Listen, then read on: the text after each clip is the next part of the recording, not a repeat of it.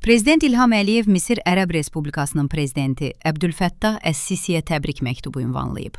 Məktubda deyilir: Hörmətli cənab prezident, 23 iyul İnqilab Günü münasibətilə sizi və sizin simanızda bütün Misir xalqını öz adımdan və Azərbaycan xalqı adından ürəkdən təbrik edir və ən xoş arzularımı çatdırıram. Dostluq və qarşılıqlı hörmət ruhunda inkişaf edən Azərbaycan-Misir dövlətlərarası münasibətlərinin hazırki səviyyəsi məmnunluq doğurur. Əminəm ki, xalqlarımızın iradəsinə uyğun olaraq ölkələrimiz arasında dostluq əlaqələri, ikitərəfli və çoxtərəfli qaydada əməkdaşlığımız bundan sonra da birgə səylərimizlə yüksələn xətt üzrə inkişaf edəcək və daha da genişlənəcəkdir. Bu bayram günündə sizə möhkəm can sağlığı, xoşbəxtlik, fəaliyyətinizdə müvəffəqiyyətlər, dost Misir xalqına daim əmin-amanlıq və rifah diləyirəm.